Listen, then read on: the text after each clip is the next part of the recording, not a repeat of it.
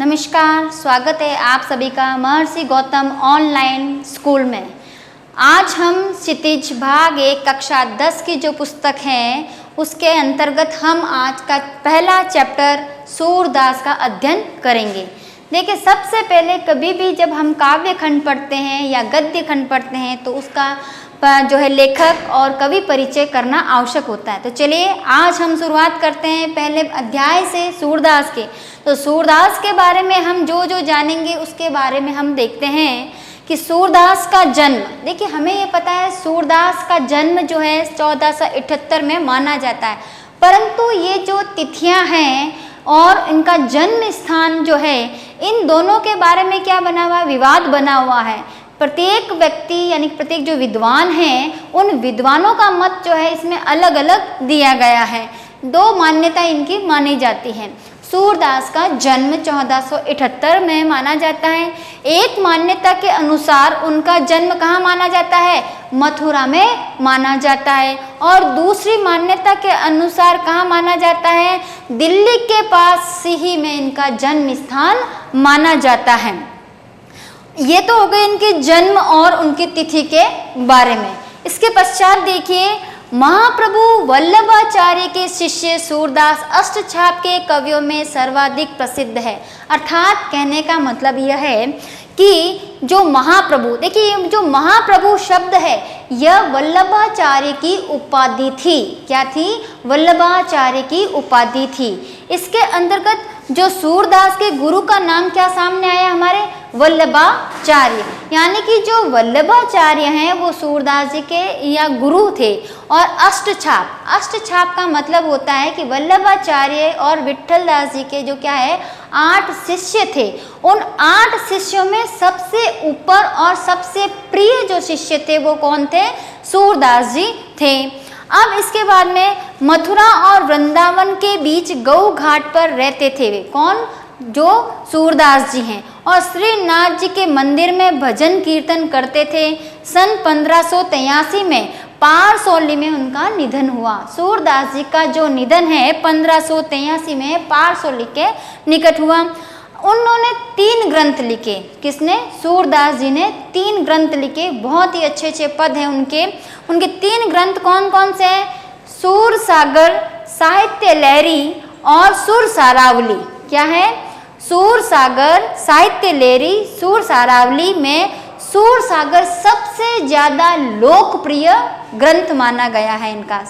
जो सूरदास जी का इन 3 ग्रंथ इन्होंने लिखे थे, उन 3 ग्रंथों में सबसे ज्यादा लोकप्रिय, सर्वाधिक चर्चा में रहने वाला जो ग्रंथ है वो क्या है, सूर सागर माना गया है। खेती और पशुपालन वाले भारतीय समाज का दैनिक अंतरंग चित्र, मनुष्य के स्वाभाविक वृत्तियों का चित्रण सूर कविता में मिलता है।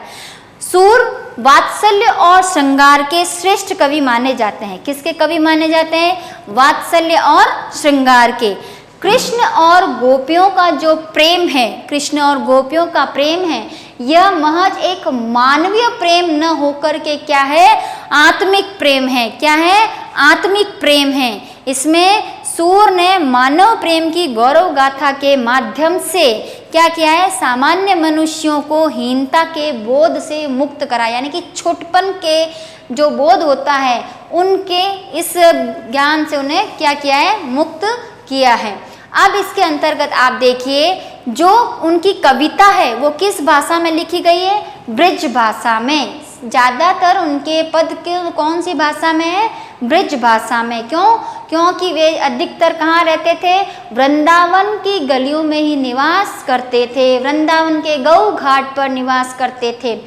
वल्लभाचार्य से मिलने से पहले जो उनकी भक्ति थी कैसी थी, दास्य भाव की थी। कैसी भक्ति थी, दास्य भाव की थी, यानी कि भगवान से केवल मांगना, अनुनय विनय करना ही उनमें शामिल था। परंतु जब से वे वल्लभाचार्य के संपर्क में आए, कहते हैं ना गुरु के संपर्क में आने के बाद क्या होता है कि जो शिष्य होता है वो अज्ञानता से दूर हो जाता है। ठीक उसी प्रकार से सूरदास जी वल्लभाचार्य जी के संपर्क में आने के बाद उनकी भक्ति जो है सख्य भाव में परिवर्तित हो गई।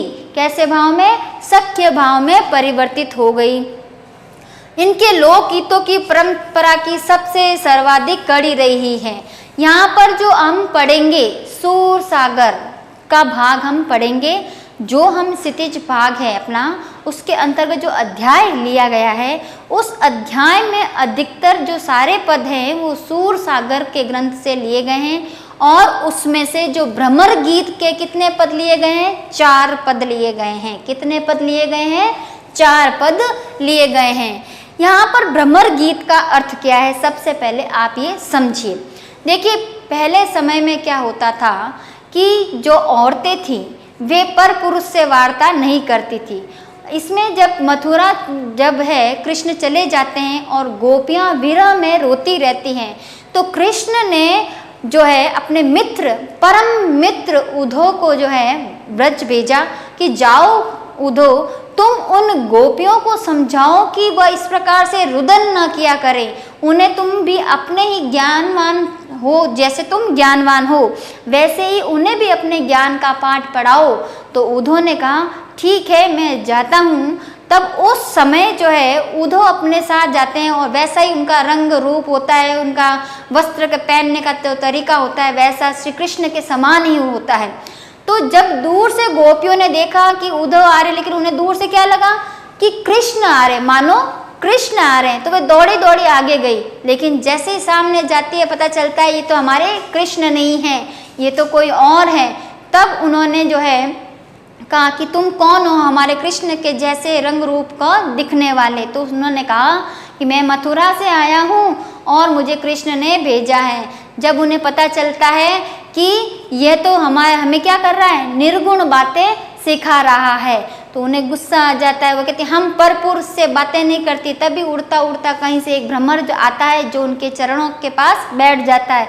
तो उस भ्रमर को इंगित करके जो बात कही गई, भ्रमर को इंगित करके जो बात कही गई वही क्या कहलाया, भ्रमर गीत। यानी कि उद्धव और गोपियों के मध्य जो वार्ता हुई, लेकिन बीच में कौन था, एक भंवरा था। उस भंवरे को व्यंग करके ही गोपियों ने सारी बातें उद्धव को कही थी। तो इसीलिए उन पदों को, इस रचना को क्या कहा गया, भ्रमर गीत कहा गया। इसीलिए सूरदास की इस सूर सागर में कौन सा गीत हो गया, भ्रमर गीत हो गया। अब इस भ्रमर गीत के हमारे पुस्तक के अंदर कितने पद लिए गए हैं, 4 पद लिए गए हैं। ये तो इसका है। अब इसमें जो है मैंने आपको बताया कि वहाँ पर भंवरा आ जाता है और भ्रमर गीत प्रारंभ हो जाता है। अब इनमें जो है प्रत्येक पद में एक अलग अलग बात कही गई है। यानी कि जो उद्धव है वो उद्धव क्या कर रहा है, उन गोपियों को समझाने के लिए आया है कि इस सगुण भक्ति अर्थात कृष्ण के विरह में रोने की बजाय आप सब जो है कृष्ण के जो निर्गुण निराकार योगी रूप है उनका ध्यान करें। इससे क्या होगा कि आपका जो ये रोना है, सांसारिक वातावरण वगैरह जो आपको प्रेम है, रोना बिछड़ना, ये सब आपसे इससे क्या हो जाएंगे, मुक्त हो जाएंगे। परंतु गोपियाँ ठहरी, वो तो प्रेम से सराबोर थी। वे कहती थी कि ये जो तुम्हारी कड़वी नीम की निम्बोली वाली बातें हैं ना, वो आप अपने पास ही रखें, हमें तो हमारी दाख ही अच्छी लगती हैं। हम अपना जो है फटकन, तुम्हें क्या है, ये तुम्हारा ज्ञान क्या है, फटकन के रूप में, यानी कि जो एक अनाज अपन छानते हैं और बाहर क्या निकल जाता है, कचरा निकल जाता है, तुम्हारा ज्ञान भी बिल्कुल वैसा ही है। इस प्रकार कई ऐसे उल्हाने देते देते जो है उद्धव को कहती है कि नहीं, हमें हमारे तो कृष्ण ही प्रिय है। तो आप यहाँ देखिए कि पहले पद में भी यही तो कर रहे हैं कि शिकायत वाजिब लगती है गोपियों को। यदि उद्धव कभी सस्नेह धागे से बंधे होते तो वह क्या होता, विरह की वेदना की अनुभूति को समझते। अर्थात कहने का तात्पर्य है कि गोपियां उन्हें उल्हाना देती हैं कि हे उद्धव, कभी आपने कृष्ण को प्रेम रूपी देखा हो तो आपको समझ में आए कि हमारी जो विरह वेदना है वो कितनी है, आपके इस निर्गुण जो प्रेम आप करते हैं उससे तो ज़्यादा अच्छी है। उसके पश्चात आप देखिए यहाँ पर क्या होती है कि मन की अभिलाषाएं मन में ही रह गई। दूसरे पद में तो ये बात बताती हैं कि हे उद्धव, कृष्ण तो हमें ऐसे छोड़ के चले गए हैं कि हमारी जो मन की अभिलाषाएं थी, उनसे जुड़ी भावनाएं थी, वो तो हम तक ही रह गई है। उन्होंने तो हमारे मन की बात जानी नहीं और हमें छोड़ करके कहाँ चले गए? मथुरा चले गए हैं। अब इसके पश्चात तीसरे पद में उद्धव क्या बताते हैं? योग साधना की बात करते हैं। उद्धव क्या करते हैं? योग साधना की बात करते हैं। परंतु गोपियां उन्हें क्या कहती हैं? कड़वी ककड़ी के समान बताती है। जिस प्रकार एक कड़वी ककड़ी को कोई नहीं हाथ लगाता है, उसी प्रकार निर्गुण साधना, निर्गुण योग, यह हम गोपियों के बस की बात नहीं है। इसके माध्यम से वो बताती हैं।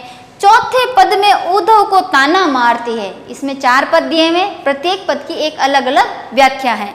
चौथे पद में वो क्या करती हैं? उद्धव को ताना मारती है। क्या कहती हैं? कि कृष्ण तो अब कृष्ण ने क्या कर ली है? राजनीति पढ़ ली है। क्या कर ली है? राजनीति पढ़ ली है। इसीलिए अब वो क्या करते हैं? हमारा भला नहीं देखना चाहते हैं। क्या नहीं देखना चाहते? हमारा भला नहीं देखना चाहते। अब वे राजधर्म का पालन करेंगे। किसका पालन करेंगे?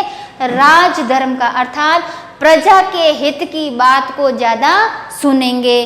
तो इस प्रकार से इन चारों पदों के अंतर्गत इसकी थोड़ी थोड़ी व्याख्या बात इसमें बताई गई है। तो ये था आपके समक्ष, क्या था? सूरदास का परिचय था। क्या था? सूरदास का परिचय। इससे हमें समझ में आता है कि सबसे पहली बात, सूरदास कृष्ण भक्त थे। नंबर 2 बात कि जो है सूरदास के गुरु कौन थे? वल्लभाचार्य जी थे। वृंदावन में रहते थे, गौ घाट पर रहते थे। इसके पश्चात जो है उनका जन्म जो है 2 मान्यता के अनुसार बताया गया है। एक तो रुनकता में बताया गया है, वहाँ पर सिंही ग्राम में, उसके और बाद में दिल्ली के पास में बताया गया है। अर्थात कहने का मतलब है कि उनका जन्म के बारे में 2 मान्यताएं बनी हुई हैं। 3 ग्रंथ लिखे, सूरसागर, साहित्य लहरी, सुरसारावली, और तो इन तीनों में से सबसे ज़्यादा लोकप्रिय कौन सा रहा है? सूरसागर रहा है। और भक्ति में सबसे ज़्यादा कौन से माने गए? वात्सल्य और श्रृंगार के श्रेष्ठ के काव्य कवि माने गए हैं।